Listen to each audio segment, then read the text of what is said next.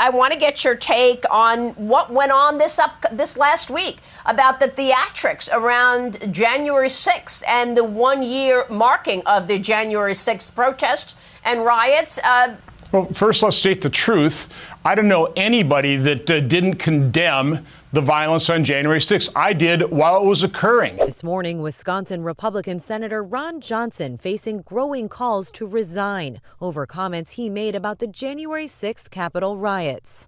In a radio show clip sparking public outcry, Johnson saying he didn't feel threatened by the pro-Trump crowd storming the building, calling them patriots, then adding this. Had the tables been turned and President Trump won the election, and those were tens of thousands of Black Lives Matter and Antifa protesters, I might have been a little concerned.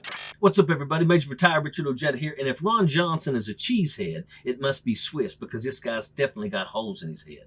This moron has been rightly accused of using his seat in the Senate to do nothing but advance his personal wealth, to which he responded in the whining lament, "My net worth has only gone up double."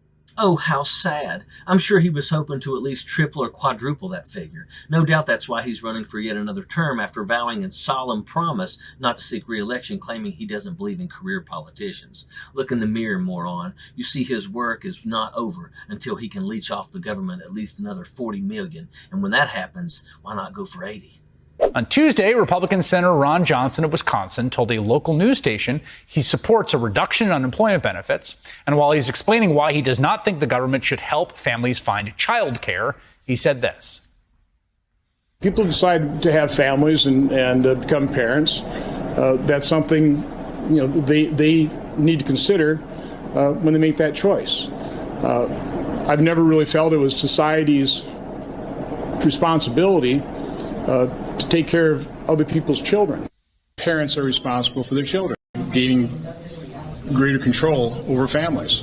I think it's pretty basic. I don't see anything controversial about that. We're $29 trillion in debt. I think the last thing we should be talking about is having government spend more money. Not a mistake.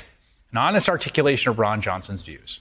If you have a kid, it's your own fault. Just deal with it. And to every parent in Wisconsin, across lines of race and class, who is struggling with the difficulties of this pandemic, juggling everything, know that the message of your Republican Senator Ron Johnson, who is up for re-election in November, is you are on your own. So suck it up, Buttercup. All this from a guy who declined 1,000 good-paying jobs for his state by saying they didn't need it, and announced he will not work at all to try to lower child care costs. Like a true money-grubbing Republican, Johnson's mantra is that the wealthiest people are being taxed too much and that everybody should pay their fair share, and the poor billionaires are getting the short end of the stick. Funny, but Ron only paid a grand total of $2,105 in all of 2017 in tax to his state. I guess that's your vision of fairness, that a do-nothing leech like yourself, whose daily toil is money speculation, is nearly exempt from all tax burdens, to the point that the part-time fast food workers are paying more in taxes than he is. That's a Republican vision of economic function if there ever was one. Remember that when Johnson and scum like him come with that fair share line again. But Ron Johnson, being an avarice-consumed monster, is only half the equation. He also made a tactical ploy to try to darling up to the far-right cultists and demented psychopaths known as the MAGA crowd, the anti-science crowd, and the hate-everything that isn't a white nationalist crowd. Fox hosts aren't the only prominent people giving anti-vax conspiracies a platform. They're getting help from one United States senator in particular, and that is Ron Johnson. Well, I can report what's being reported on the VAERS system. The vaccine, I can't remember what it's called, adverse effect reporting system, something like that. And so it reports that it's an imperfect system. In general, the people complain that a very small percentage of adverse effects actually get reported.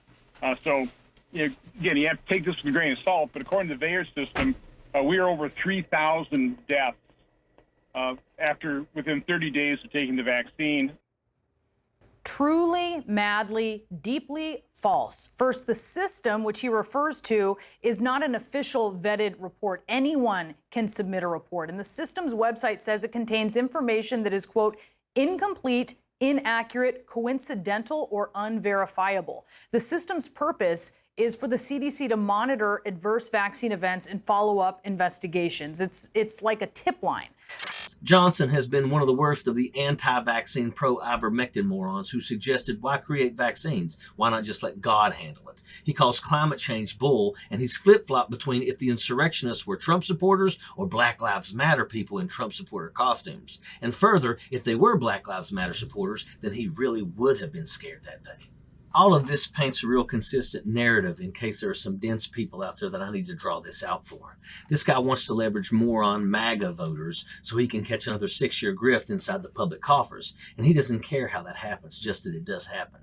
So he'll take every QAnon conspiracy theorist position out there, even when they stand in contradiction to one another, because facts don't matter with morons, and he'll try to win his precious grift opportunity in office under a banner of Trumpism. And the funny thing is, this guy was under the radar until the Senate race came to the national spotlight. It's a battleground state, and his seat has been pegged as one of the most vulnerable Republicans. So Ron Johnson quickly developed a MAGA megaphone to pander to the wild extremists and catch himself some airtime. He wants those Trumpist campaign dollars to start flowing his way. And because Ron Johnson has never had a platform other than Ron Johnson's money, he ran to take up the mantle of the extremist right because he sees it as some cheap and easy morons to swindle some votes out of. And this is a common picture to a lot of Republicans. The fascist disease has spread rampant. All remaining glimmers of Americanism have been purged from the party. If you're pro-democracy, you're ousted from the party. And to remain in the party, you must swear allegiance to the crime circle above all else. And while many of these office holders are stupid enough to fall for these twisted conspiracy theories, most of them recognize all that matters is that you, the moron MAGA voters, are stupid enough to fall for them, because that's what puts them on Easy Street, a free, cushy seat of endless grift off the backs of the very people who voted them in. Sappers clear the way, airborne all the way.